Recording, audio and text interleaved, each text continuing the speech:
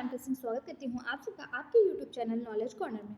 Friends, zoology की इस class में जिसमें हम लोग टीजीटी, पीजीटी, बिहार टीआरई, साथ ही साथ यूपी पीसीएस और D triple S B GIC को कंसिडर करते हुए अपने प्रीवियस ईयर क्वेश्चन पढ़ रहे हैं, जिसमें हमारा ये जो टॉपिक है ये ब्लड सर्कुलेशन का चल रहा है। हो सकता है आज ब्लड सर्कुलेशन खत्म हो जाए, उसके बाद हम एक दो टॉपिक आपको बॉटनी की कराएंगे, जैसे हमने उसमें ब्रायोफाइटा तक करा के छोड़ा हुआ है, टेरिडोफाइटा करा देंगे और एक दो एंजियोस्पर्म वगैरह करा देंगे। फिर हम फिर से आएंगे जूलॉजी में। आप बताइए आप क्या चाहते हैं कि जूलॉजी पहले कंप्लीट करा दिया जाए या फिर थोड़े इसको मिला के कराया जाए। आपकी जो राय होगी उसी हिसाब से हम आगे चलेंगे। आप कमेंट बॉक्स में ज़रूर बता दीजिएगा कि इसके बाद आप एक्सक्रेशन पढ़ना चाहते हैं या फिर आप बॉटनी कवर करना चाहते हैं। जो आप कहेंगे वैसे ही पढ़ाया जाएगा। ठीक है, स्टार्ट करते हैं। आज का हमारा पहला क्वेश्चन है, 1 litre of blood carrier how much oxygen to the body tissue. 1 litre रक्त के द्वारा कितने ऑक्सीजन ऊतकों तक पहुंचाई जाती है। ऑप्शन 200 ml, 50 ml, 100 ml और 500 ml। तो इस तरह के क्वेश्चन हम इसके पहले की वीडियो में बहुत अच्छे तरीके से डिस्कस कर चुके हैं। हमने आपको कितने लीटर ऑक्सीजन किसके द्वारा पहुंचाया जाता है सब कुछ फॉर्मूले के माध्यम से बताया हुआ है। एक बार आपको फिर से बता देते हैं। 1 ग्राम हीमोग्लोबिन जो है वो 1.34 ml ऑक्सीजन का परिवहन करता है। अगर 100 ml रक्त में समान रूप से 15 ग्राम हीमोग्लोबिन होता है, ये फैक्ट्स होता है, इसको आपको याद करना पड़ेगा कि 100 ग्राम ब्लड में कितने ग्राम हीमोग्लोबिन होता है, तो 15 ग्राम हीमोग्लोबिन होता है और 1 ग्राम हीमोग्लोबिन जो होता है वो 1.34 ml ऑक्सीजन का परिवहन करता है। अगर आपसे पूछा है कि 1 लीटर यानी कि 1000 ml, तो 1000 ml में अगर आप बात करेंगे तो इसका सही जवाब निकल के आ जाएगा 200। ठीक है, क्या निकल के आ जाएगा 200। ठीक, इसका सही जवाब हो जाएगा। अगला क्वेश्चन देखते हैं। The function of yellow bone marrow is. पीत अस्थि मज्जा का कार्य क्या है। पीत अस्थि मज्जा यानी कि येलो बोन मैरो का क्या कार्य है। Formation of RBC, formation of blood cells, storage of glycogen या फिर storage of fats. Yellow bone marrow का कार्य पूछा जा रहा है, इसका सही जवाब हो जाएगा option D, storage of fat. पीत अस्थि मज्जा यानी येलो बोन मैरो जो होता है वो वसा के संग्रहण का कार्य करता है, यानी स्टोरेज का कार्य करता है। एक समान हड्डियों के सिरे जिसे हेड या फिर एपीफाइट्स कहते हैं, ये फूले हुए और उनके बीच मतलब लंबी दंड यानी कि SHAFT साफ या फिर डाइफॉसिस दंड खोखली होती है। इसकी गुहा को मज्जा गुहा या मैरो या फिर इसे मेडुलरी कैविटी कहते हैं। इसमें एक अर्ध ठोस कोमल वसीय ऊतक भरा होता है जिसे आप बोन मैरो के नाम से जानते हैं। ठीक है, और ये करता क्या है। पीला बोन मैरो क्या होता है, तो ये फैट का स्टोरेज करता है। ठीक है, क्या करता है, फैट का स्टोरेज करता है। ऑप्शन डी इसका बिल्कुल सही जवाब हो जाएगा। अगला question, stroke volume in the healthy adult man is. एक स्वस्थ वयस्क मनुष्य में स्ट्रोक आयतन होता है। एक हेल्दी एडल्ट है उसमें स्ट्रोक आयतन कितना होता है। 50 ml, 504 ml, 72 ml या फिर 70 ml। इसका सही जवाब हो जाएगा, टीजीटी बायोलॉजी 2011 में पूछा गया क्वेश्चन। सही जवाब ऑप्शन डी हो जाएगा 70 ml। एक स्वस्थ वयस्क मनुष्य में स्ट्रोक आयतन 70 ml होता है। प्रत्येक धड़कन जो हार्ट बीट होती है इस पर हृदय के बाएं नीले से निकलने वाले रक्त की मात्रा को ही स्ट्रोक आयतन कहा जाता है, जिसे लीटर, वीट इन सब में मापा जाता है। या तो लीटर में मापते हैं या तो वीट में मापते हैं। प्रत्येक वेंट्रिकल यानी जो निलय होता है इसके लिए स्ट्रोक आयतन समानता बराबर होता है। स्ट्रोक आयतन होता क्या है, तो मैंने आपको बताया कि जो हमारा बायां नीलन, ये मान लीजिए हमारा हार्ट है, ये हार्ट है, ह्यूमन हार्ट, तो ये बराबर 4 चैम्बर में बटा होता है। जो आपका राइट होता है वो इसका लेफ्ट होता है, जो आपका लेफ्ट होता है वो इसका राइट होता है।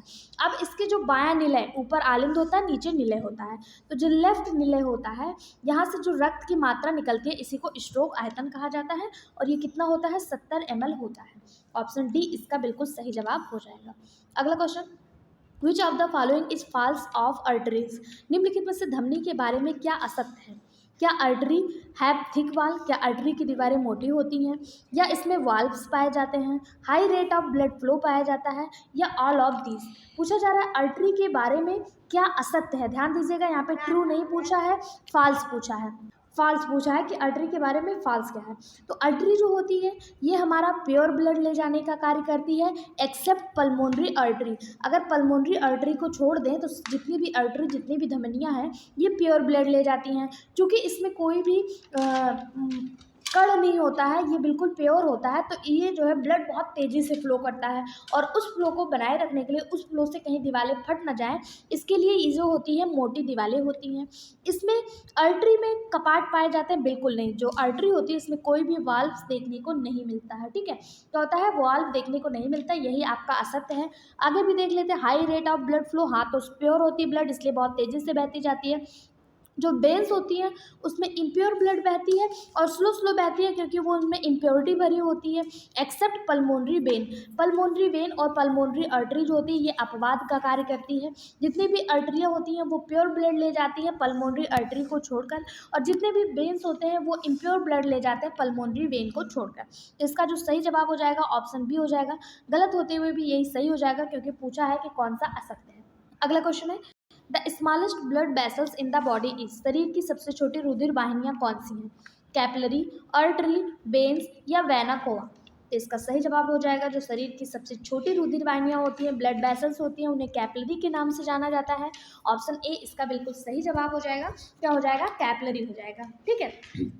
देखिए ब्लड होता है वो जो कैपिलरी होती है, ये बहुत, जैसे आपने देखा कि आर्टरी जो होती है ये सबसे मोटी होती है, इसके बाद वेन्स पतले पतले होते हैं, और इनसे भी छोटी छोटी ऐसे रक्त वाहिनियाँ निकली होती है, जिसी को कैपिलरी कहा जाता है। ये बहुत पतली होती हैं, ठीक है। इनकी जो भित्ति होती है वो मोटी होती है, लेकिन ये जो है बहुत पतली होती हैं, ठीक है। और ये क्या करती है? ये सबसे छोटी रुधिर वाहिनियों का कार्य करती हैं। ऑप्शन ए इसका बिल्कुल सही जवाब हो जाएगा। अगला क्वेश्चन, मनुष्य के हृदय के प्रति घन मिमी यानी मिलीमीटर में रुधिर प्लेटलेट्स की संख्या है। In human blood the normal number of blood platelets, जिसे आप थ्रोम्बोसाइट के नाम से जाने जाते हैं। प्लेटलेट्स को किस नाम से जाना जाता है? थ्रोम्बोसाइट। अब आप बताइए आरबीसी, मैंने आपको इसी जब ब्लड सर्कुलेशन कराया तब से कई बार आरबीसी और डब्ल्यूबीसी का साइंटिफिक नेम बताया है।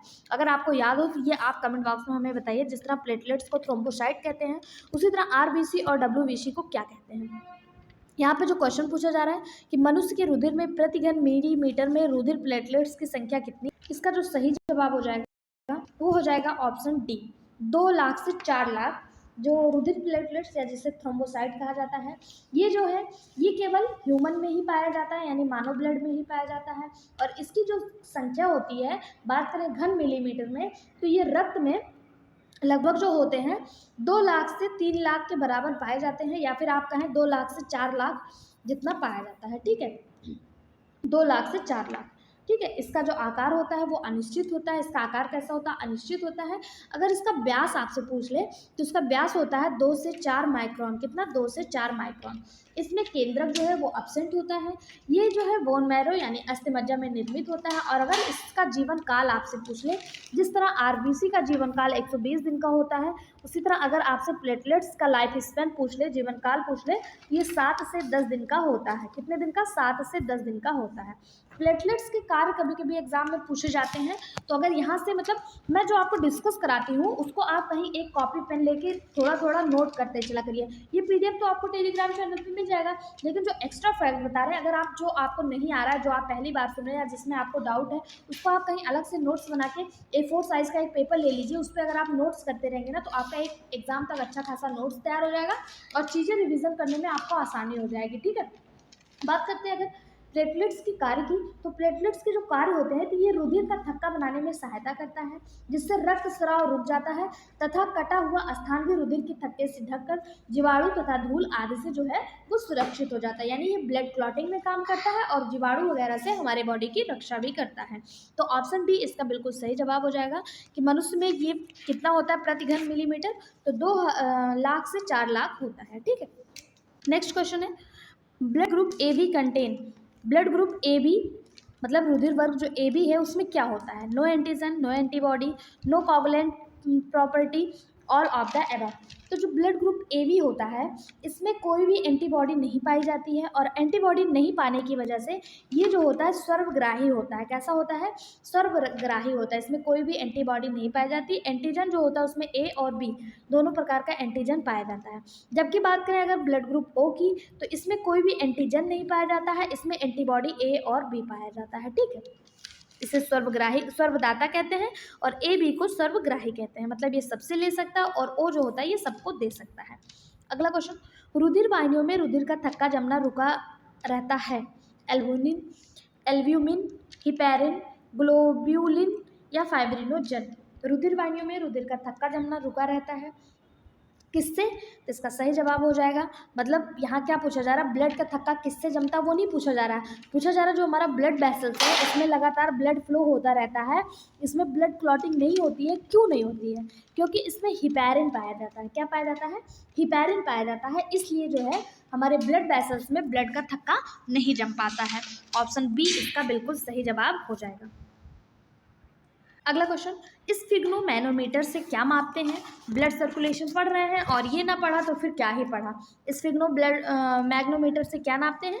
क्या हार्ट बीट रेट नापते हैं, blood pressure, both of these या नन ऑफ एबव? तो इसका जो सही जवाब हो जाएगा वो क्या नापते हैं? Blood pressure. आप लोगों ने इसका नाम सुना होगा। स्फिग्नोमैनोमीटर से क्या नापते हैं? बीपी मापा जाता है। अच्छा, बीपी से एक क्वेश्चन आपके लिए मेरे है, आप ये बताइए बीपी होता कितना है? बीपी का माप कितना होता है? कितने से ऊपर जाएगा तो बीपी हाई हो जाएगा, कितने से कम होगा तो बीपी लो हो जाएगा। बीपी का जो मेजरमेंट है वो स्फिग्नोमैनोमीटर से किया जाता है। इसकी औसत क्या है ये आप हमें ज़रूर बताइएगा, हम आपके कमेंट का इंतजार करेंगे। आपका कमेंट हमारे लिए बहुत ज़्यादा महत्वपूर्ण है और आप लोग से अनुरोध है प्लीज़ कमेंट किया करिए। अगला क्वेश्चन है, in embryo stage erythrocyte develop from, भ्रूणावस्था में लाल रुधिर कणिका यानी आरबीसी का विकास होता है। भ्रूणावस्था यानी एम्ब्रियो स्टेज में आरबीसी का विकास कहाँ होता है? Bone marrow, liver and kidney, spleen and kidney या लीवर एंड स्प्लीन? कहाँ पे होता है? कहाँ पे होता है आरबीसी का डेवलपमेंट? तो इसका सही जवाब हो जाएगा लीवर एंड स्प्लीन। कहाँ होता है? Liver and spleen. देखिए जो भ्रूणावस्था होती है इसमें आरबीसी का निर्माण योग शेक में होता है। कहाँ पे होता है? योग शेक में। परंतु इसके बाद जो आरंभिक मतलब प्री प्री प्री भ्रूणीय स्टेज होता है, प्री एम्ब्रियोनिक स्टेज होता है, यहाँ पे योग शेक में होती है। इसके बाद जो भ्रूणीय स्टेज होता है, एम्ब्रियोनिक स्टेज होता है, एम्ब्रियोनिक स्टेज होता है, इसका जो यहाँ पे जो आरबीसी का निर्माण होता है वो कहाँ पे होने लगता है? लीवर और प्लीहा में, यानी यकृत और प्लीहा में। और अगर पूछा जाए जन्म के बाद आरबीसी का निर्माण कहाँ होता है, जब बच्चे का जन्म हो जाता है उसके बाद कहाँ होता है, तो ये बोन मैरो में होता है। जन्म के बाद कहाँ होता है? बोन मैरो में होता है, लेकिन एम्ब्रियोनिक स्टेज में लीवर एंड स्प्लीन में होता है। वहीं अगर पूछ ले आरंभिक भ्रूणीय अवस्था में तो यॉर्क शेक में होता है। इन तीनों को आपको अच्छे से ध्यान रखना है, ठीक है। नेक्स्ट क्वेश्चन, कहीं भी कोई भी कंफ्यूजन कोई भी डाउट हो कमेंट बॉक्स आपके लिए हमेशा खुला है। अपनी राय, अपने क्वेश्चन, अपने सुझाव जरूर रखा करिए। जिस तरह आप वीडियो का वेट करते हैं उसी तरह हम आपके कमेंट का भी वेट करते हैं। और हाँ, आप लोग से अनुरोध है जितने भी हमारे स्टूडेंट, जितने भी हमारे साथी सहयोगी अभी तक चैनल को सब्सक्राइब नहीं कर रखे हैं, 0.08 सेकेंड का टाइम निकालकर चैनल को सब्सक्राइब कर लीजिए।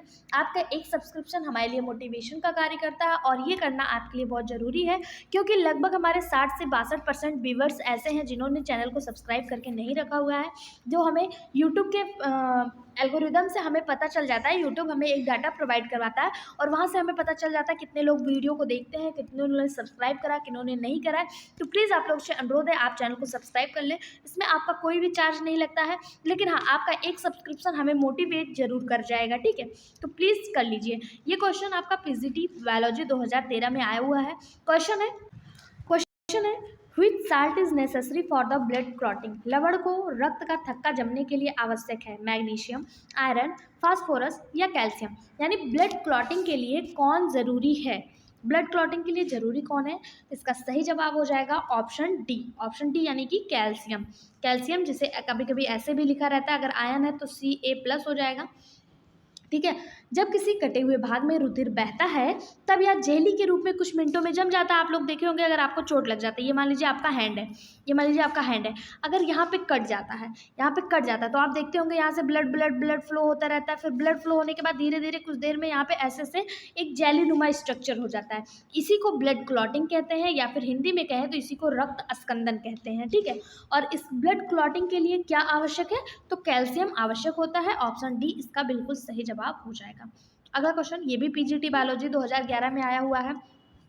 क्वेश्चन है which liquid has a bean shape nucleus? किस श्वेत रक्ताणु में सेम के बीज जैसा केंद्रक पाया जाता है?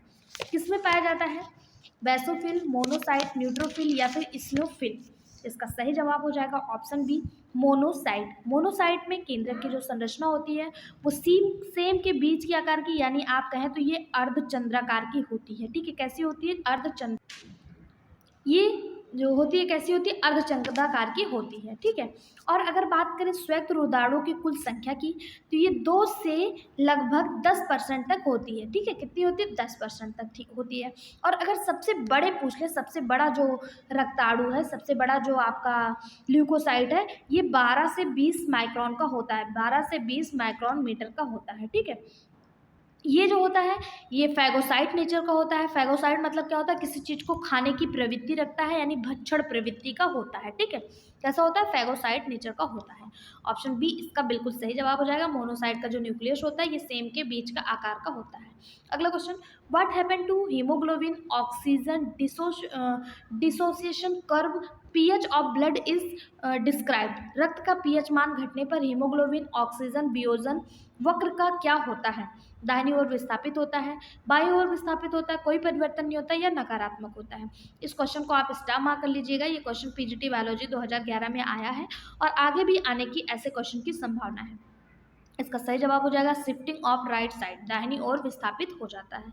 रक्त का पीएच मान घटने पर जो हीमोग्लोबिन ऑक्सीजन वियोजन वक्र होता है वो क्या होता है? दाहिनी ओर विस्थापित हो जाता है। ऑक्सीजन हीमोग्लोबिन विच्छेदन वक्र पर शरीर के ताप तथा रुधिर के पीएच का महत्वपूर्ण प्रभाव पड़ता है और ताप के बढ़ने पर पीएच घटने, अर्थात अगर आप कहें तो हाइड्रोजन आयन की संख्या जो है वो बढ़ने लगती है और यह क्या होता है? दाहिनी ओर खिसक जाता है। क्या होता है? दाहिनी ओर खिसक जाता है। और अगर कहें पीएच घटेगा तो क्या होगा? तो ये बाईं ओर खिसक जाएगा। क्या होगा?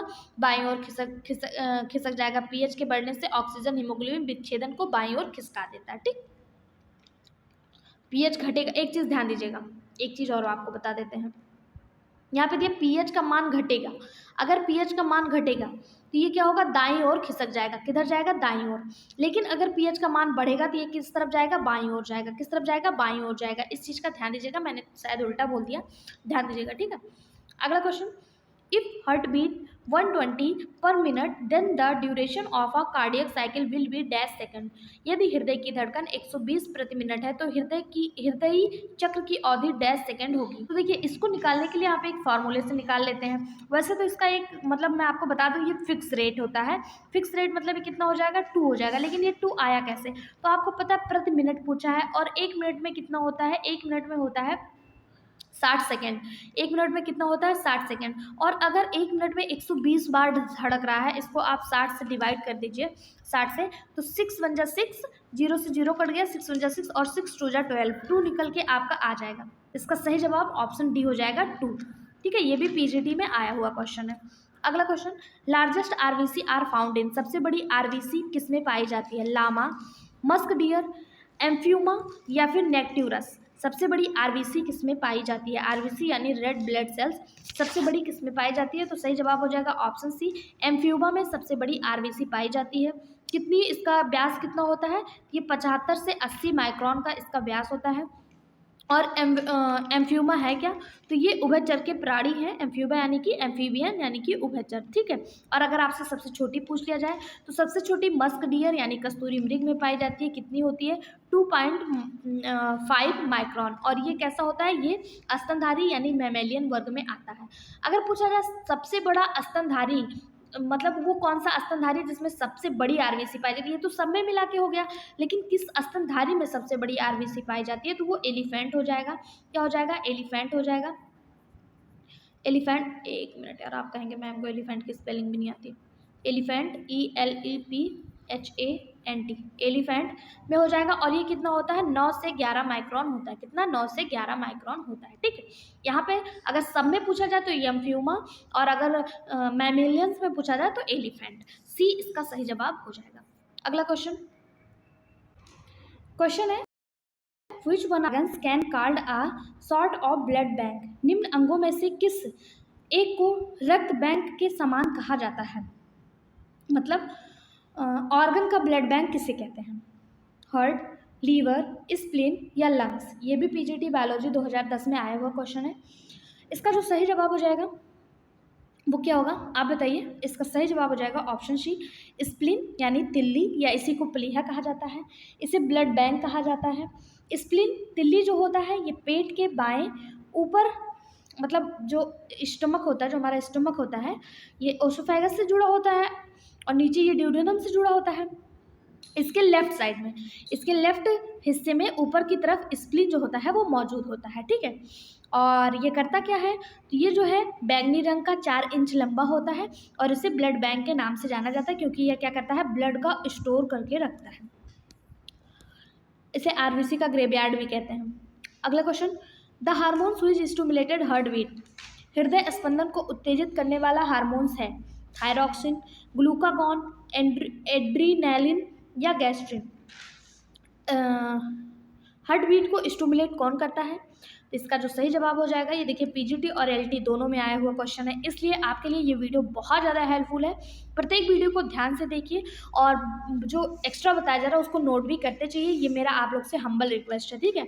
इसका सही जवाब हो जाएगा एड्रीनैलिन। हार्ट बीट को स्टिमुलेट करने वाला जो हार्मोन्स होता है ये एड्रीनैलिन होता है। एड्रीनैलिन हार्मोन जो होता है इसे लड़ो उड़ो या फियर या फाइट हार्मोन्स के नाम से भी जाना जाता है। ऑप्शन सी इसका बिल्कुल सही जवाब हो जाएगा। अगला, an adult human has systolic and diastolic pressure as, एक वयस्क मानव में सिस्टोलिक तथा डायस्टोलिक दाब होता है।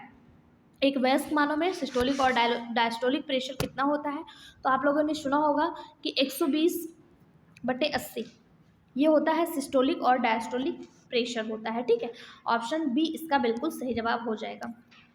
अगला क्वेश्चन, जब दो जनक रुधिर वर्ग ए बी के हो तो उनके बच्चे में हो सकता है, यानी कि माता और पिता दोनों ए बी ब्लड ग्रुप के हों तो उनका बच्चा किस ब्लड ग्रुप का होगा। ब्लड ग्रुप का पूरा चार्ट मैंने आपको बताया था कि अगर माता पिता ओ के होंगे तो बच्चा ओ हो जाएगा, माता ओ और पिता अगर ए का हो गया तो बच्चा ओ का होगा या तो ये का होगा। 50% जो है वो संभावना होती है। माता ओ पिता बी का हुआ तो भी 50-50 का संभावना रहता है। यहाँ पे पूछा जा रहा है ए बी, दोनों ए बी के होंगे। अगर दोनों ए बी के होंगे तो क्या होगा, अगर दोनों ए बी के होंगे तो ब्लड ग्रुप क्या होगा बच्चे में, या तो ए होगा या तो बी होगा या तो फिर ए बी होगा, ठीक है। ये तीनों में से किसी एक के होने की संभावना होती है। ऑप्शन बी इसका बिल्कुल सही जवाब हो जाएगा। 3 ब्लड ग्रुप बनने की संभावना देखिए तब आती है जब माता पिता दोनों ए बी के हों, तब आती है, या तो फिर माता बी और पिता ए बी का हो तब भी तीनों ब्लड ग्रुप बनने की संभावना होती है, या फिर आपका तब होता है जब माता ए और पिता ए बी का हो तब भी तीनों ब्लड ग्रुप बनने का संभावना होता है। चारों ब्लड ग्रुप कब बनते हैं, तो चारों ग्रुप में से कोई एक ब्लड ग्रुप तब बन सकता है जब माता ए और पिता बी हो, तब आपका या तो बच्चा ए होगा, बी होगा, ओ होगा या ए बी होगा, ठीक है।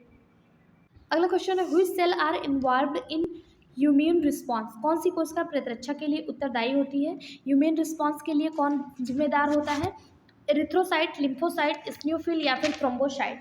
इसका सही जवाब हो जाएगा ऑप्शन बी लिम्फोसाइट। लिम्फोसाइट जो होता है ये प्रतिरक्षा प्रणाली के अंतर्गत आता है और ये हानिकारक जीवाणुओं का भक्षण करता है। ये फैगोसाइट नेचर का होता है। ये 2 प्रकार का होता है, एक टी लिम्फोसाइट जिसे किलर सेल कहते हैं, एक और होता है क्या बोलते हैं लिम्फोसाइट जो होता है इस बी लिम्फोसाइट और टी लिम्फोसाइट 2 प्रकार का होता है। और जो टी लिम्फोसाइट होता है इसे किलर सेल के नाम से भी जाना जाता है, क्या कहते हैं, किलर सेल के नाम से भी जाना जाता है, ठीक है। अगला question, production of blood platelets is controlled which one of the following, blood platelets के उत्पादन को कौन नियंत्रित करता है, एरिथ्रोपोइटिन, थ्रोम्बोपोइटिन, प्लाज्मिन या फिर हिपैरिन। सही जवाब हो जाएगा option B thrombopoietin. Blood platelets यानी रक्त पट्टिकाओं के उत्पादन का नियंत्रण थ्रोम्बोप्रोटीन के द्वारा होता है। ब्लड प्लेटलेट्स करता क्या है, तो ये रक्त का थक्का बनाने में मदद करता है, यानी ब्लड क्लॉटिंग में मदद करता है। अगला, how many total polypeptide chain are found in the antibody, एक एंटीबॉडी में कुल कितनी पॉलीपेप्टाइड चेन पाया जाता है। पीजीटी बायोलॉजी 2009 में पूछा गया क्वेश्चन है। एक एंटीबॉडी में कितने पॉलीपेप्टाइड चेन पाए जाते हैं, तो 4 पाए जाते हैं। कितने पाए जाते हैं, 4 पाए जाते हैं। कितने पॉलीपेप्टाइड चेन पाए जाते हैं, 4 पाए जाते हैं, ठीक है। ऑप्शन बी इसका बिल्कुल सही जवाब हो जाएगा। अगला, humoral immunity is due to, त्रिदोषण प्रतिरोधक क्षमता विकसित होता है। B lymphocyte, T lymphocyte, L lymphocyte या पी लिम्फोसाइट। त्रिदोषण प्रतिरोधक क्षमता किसके द्वारा विकसित होता है, तो इसका सही जवाब हो जाएगा ह्यूमोरल इम्यूनिटी जो है वो बी लिम्फोसाइट के द्वारा विकसित होता है। किसके द्वारा, बी लिम्फोसाइट के द्वारा विकसित होता है। ऑप्शन बी इसका, ऑप्शन ए जो है ये इसका बिल्कुल सही जवाब हो जाएगा। अगला question, what amounts of blood is pumped by ventricle during cardiac output, निलयों द्वारा हृदय निर्गम में कितनी मात्रा में रक्त पंप किया जाता है? तो जो निलय के द्वारा ब्लड पंप किया जाता है, आप सभी को पता है हृदय स्पंदन की जो रेट होती है वो 72 होती है, 72। तो अगर जो है 1 मिनट में 72 टाइम बीट करता है, ये आप सभी को पता होगा कि जो हमारा हृदय होता है 1 मिनट में 72 बार धड़कता है, यानी कि 72 टाइम पर मिनट धड़कता है। तो 1 मिनट में प्रत्येक निलय द्वारा पंप किए गए रक्त की कुल मात्रा जो होती है इसी को कार्डियक आउटपुट कहा जाता है, यानी कि स्ट्रोक आयतन कहा जाता है, सॉरी कार्डियक आउटपुट कहा जाता है। और कार्डियक आउटपुट जो होता है ये स्ट्रोक आयतन इंटू हार्ट बीट होता है। तो स्ट्रोक आयतन अभी मैंने आपको बताया था 70 होता है और हार्ट बीट 72 होता है। अगर इन दोनों का मल्टीप्लाई कर देंगे तो आपका निकल के आ जाएगा 5040, 5040, लगभग आप 5 लीटर के बराबर जो है इसको बता सकते हैं, 5 लीटर। ऑप्शन बी इसका बिल्कुल सही जवाब हो जाएगा। कैसे निकल के आया एक बार फिर से देख लीजिए। हमारा जो हार्ट होता है वो 1 मिनट में 72 टाइम बीट करता है, 72 टाइम धड़कता है, ये आपको पता होगा। 1 मिनट में प्रत्येक निलय द्वारा पंप किए गए जो रक्त की कुल मात्रा होती है निलय के द्वारा, जो मैंने अभी आपको बताया, ये आपका हार्ट है, ये जो आलिंद होता है ऊपर वाला, नीचे वाला चैम्बर निलय होता है। मानव हृदय मैमेलियन हृदय 4 भागों में बटा होता है, auricle ventricle, auricle ventricle, right auricle, left auricle, right ventricle, left ventricle. Ventricle को ही निलय कहा जाता है। और जो निलय के द्वारा पंप किया गया 1 मिनट में जो पंप किया जाता है ब्लड, उसी को कार्डियक आउटपुट कहते हैं। कार्डियक आउटपुट इक्वल टू होता है स्ट्रोक आयतन। स्ट्रोक आयतन यानी कि लेफ्ट निलय के द्वारा जो ब्लड पंप किया गया उसे स्ट्रोक आयतन कहते हैं, और ये 70 ml होता है। कितना? 70। और जो हमारा हार्ट बीट हो गया ये 72 हो गया, क्योंकि स्ट्रोक आयतन गुणे रक्त हृदय स्पंदन की दर होता है। ये निकल के आ जाएगा, अगर आप दोनों को मल्टीप्लाई करेंगे तो ये 5040 निकल के आ जाएगा, लगभग 5 लीटर के बराबर। आई होप आपको ये क्वेश्चन समझ में आ गया होगा। ऑप्शन बी इसका बिल्कुल सही जवाब हो जाएगा। अगला क्वेश्चन, वह स्थिति जिसमें श्वेत रक्त कणिकाओं की संख्या अत्यधिक बढ़ जाती है और अपरिपक्व श्वेत रक्त कणिकाएं परिवहन में आती हैं, क्या कहलाती हैं? ल्यूकोपेनिया, ल्यूकोपोइसिस, ल्यूकोमिया या फिर ल्यूकोसाइटोसिस? इसका सही जवाब हो जाएगा option C, leukaemia. Leukaemia, leukaemia एक बीमारी है जब रक्त में WBC की संख्या जो है वो बढ़ जाती है और अपरिपक्व WBC परिवहन में आती है। इसी स्थिति को ब्लड कैंसर या फिर ल्यूकेमिया के नाम से जाना जाता है। ल्यूकोपेनिया क्या होता है? जिसमें WBC की जो मात्रा है, वाइट ब्लड सेल्स की मात्रा कम हो जाती है। क्या हो जाती है? कम हो जाती है। अगर पूछा जाए ल्यूकोपोइसिस क्या है, तो ल्यूकोपोइसिस जो है WBC के निर्माण की प्रक्रिया को कहा जाता है ल्यूकोपोइसिस। और ल्यूकोसाइटोसिस जो है इसमें WBC की संख्या जो है वो बढ़ जाती है। यहाँ से पूछा अपरिपक्व WBC परिवहन में आती है तो ल्यूकेमिया कहते हैं। इसी को रक्त ब्लड मतलब ब्लड कैंसर के नाम से भी जाना जाता है। ऑप्शन सी इसका जो है वो बिल्कुल सही जवाब हो जाएगा। अगला question, chordae tendineae are found in, chordae tendineae पाए जाते हैं ventricle of heart, atria of heart, joints या फिर ventricle of brain. Chordae tendineae किस में पाए जाते हैं? तो इसका सही जवाब हो जाएगा option A, ventricle of heart में कॉर्डी टेंडनी पाए जाते हैं। किसमें? वेंट्रिकल ऑफ हार्ट में पाए जाते हैं। Next question, the heart beat is regulated by, हृदय की धड़कन किसके द्वारा नियंत्रित होती है? बहुत बार हम लोगों ने डिस्कस कर लिया। हृदय की धड़कन पेसमेकर, वेनस नर्व और इसके अलावा सिंपैथेटिक नर्व, तीनों के द्वारा ही हार्ट बीट जो है वो नियंत्रित होती है। पेसमेकर को आप जो है और किस नाम से जानते हैं? इसे एसे नोड कहते हैं, ऐसे नोड कहते हैं। ठीक है, इन तीनों के द्वारा ये जो है नियंत्रित होती है। बात करें अगर पेसमेकर की, तो ये हृदय को नियंत्रित करता है। सिंपैथेटिक तंत्रिका जो है ये उत्तेजित करता है और पैरासिम्पैथेटिक तंत्रिका जो होता है ये रोकता है। ठीक है, ये रोकता है। अगला क्वेश्चन है, regulation of heart beat is mammals is due to, स्तनधारियों में हृदय स्पंदन का नियमन किससे होता है? Blood pressure of excess oxygen in blood flow, pressure of pacemaker in heart, pressure of thyroxine in blood, या सॉरी प्रेजेंस लिखा हुआ है, presence of less oxygen in blood. Regulation of heart beat in mammals is due to, स्तनियों में रक्त स्पंदन का नियमन किसके द्वारा होता है? इसका जो सही जवाब हो जाएगा वो हो जाएगा option B, presence of pacemaker in heart.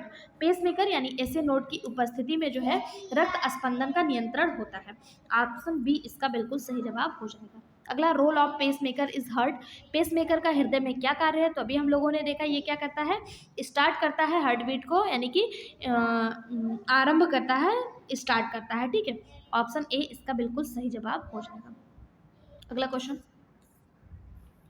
Normal ECG, ECG का फुल फॉर्म आपसे एग्जाम में देखने को मिलता है, किसी एग्जाम में देखने को भी मिला था। ईसीजी का फुल फॉर्म क्या है? ईसीजी का फुल फॉर्म होता है इलेक्ट्रोकार्डियोग्राम।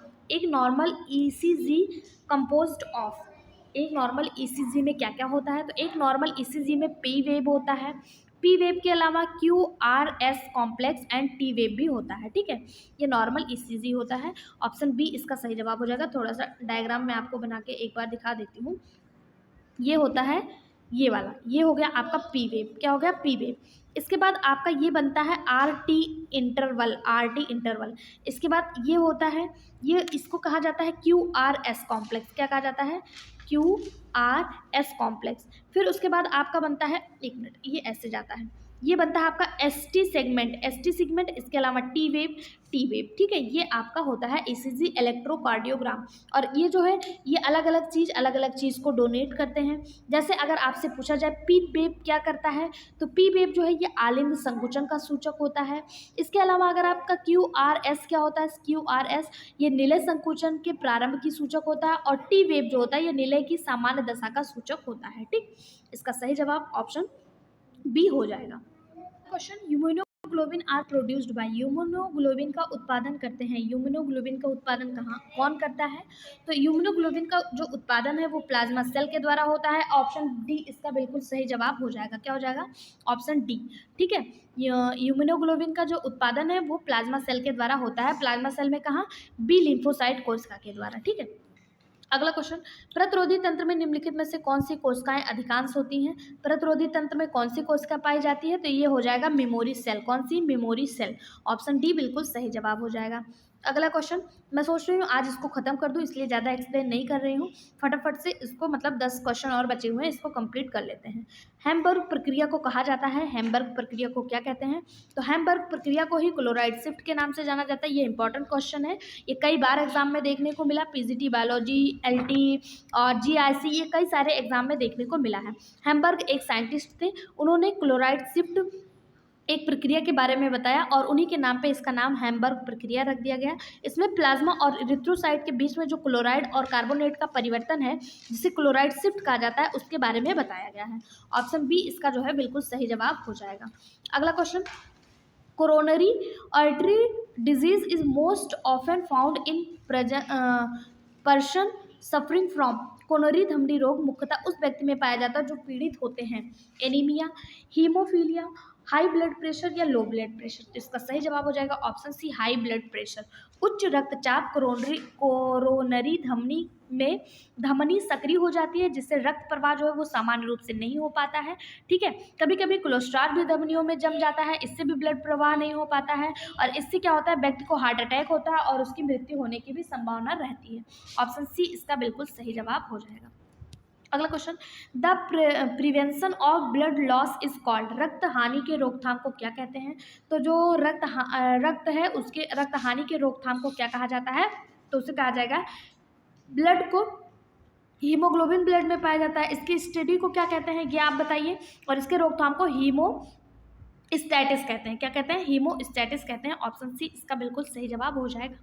हीमोस्टैटिस यह एक ऐसी प्रक्रिया है जो खून के बहने के कारण बनती है। यह घाव के चिकित्सा का पहला चरण है। इसमें रक्त एक तरल यानी कि जेल के रूप में बदल जाता है, ठीक। अगला क्वेश्चन, ब्रिक सीमा शब्द प्लाज्मा सांद्रता को दर्शाता है, जिसके ऊपर एक दिया गया पदार्थ मनुष्य के मूत्र में फैलता है। मनुष्य में ग्लूकोज के लिए ब्रिक की सीमा निम्न के बीच होती है, यानी मनुष्य में जो ग्लूकोज के लिए ब्रिक की सीमा होती है वो कितनी होती है? तो ये 80 से 100 mg होती है। ऑप्शन सी इसका बिल्कुल सही जवाब हो जाएगा। कितना? 80 से 100 mg होती है, ठीक है। अगला question, the blood capillary of intestinal villi can not absorb fatty acid and glycerol, glucose, salt या अमीनो एसिड।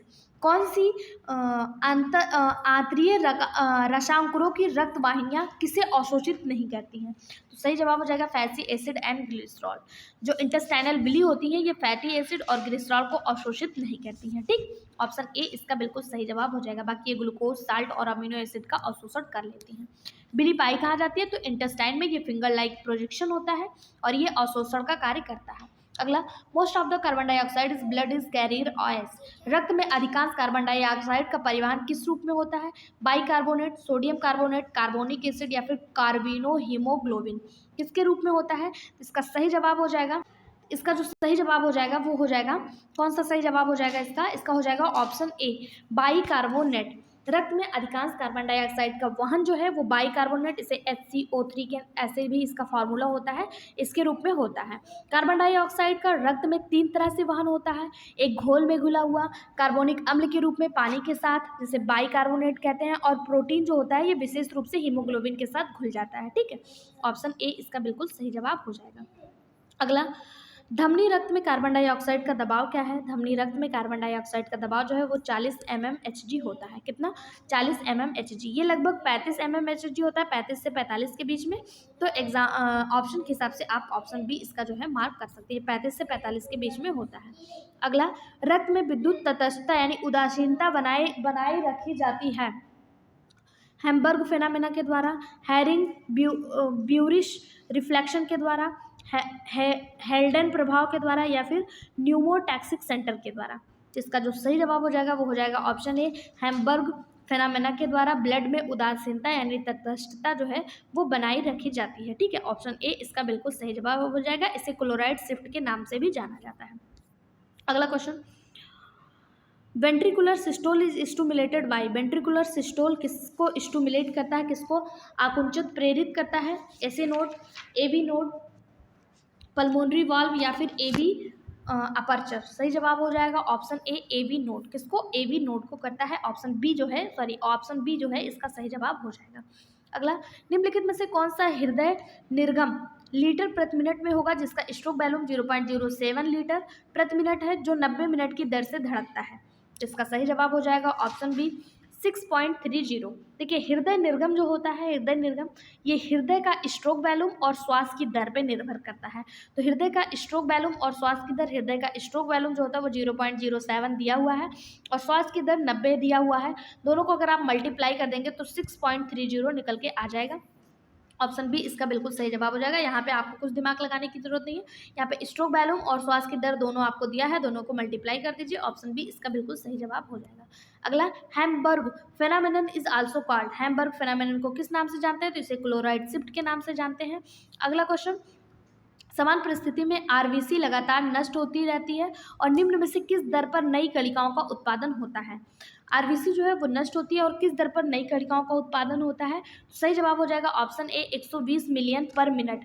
समान परिस्थिति में 2 सेकंड में 2 मिलियन आरबीसी जो है वो उत्पन्न होती है और 60 सेकंड में 120 हो जाएगी, क्योंकि 1 सेकंड मतलब देखिए 1 सेकंड में 2 मिलियन होती है और 1 मिनट में 60 सेकंड होता है। तो 60 गुणे अगर आप 2 कर देंगे तो ये 120 हो जाएगा, 120 आरबीसी उत्पन्न होगा। तो ऑप्शन ए इसका बिल्कुल सही जवाब हो जाएगा। इस बात को ध्यान दीजिएगा, 1 सेकंड में 2 आरबीसी जो है वो उत्पन्न होती है। अगर ये याद रहेगा तो कितने भी मिनट कितने भी सेकंड देके आपसे पूछ ले तो आप फटाफट निकाल लेंगे।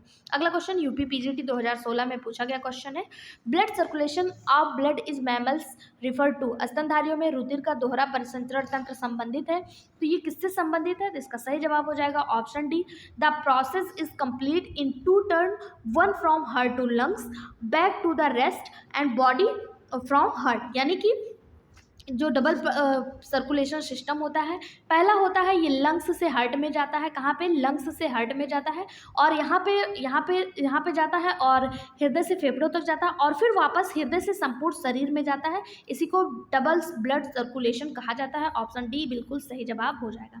अगला क्वेश्चन, पेस मेकर है, पेस मेकर क्या है? तो हम सभी को पता है, देखिए बिहार पीजीटी में आया हुआ क्वेश्चन।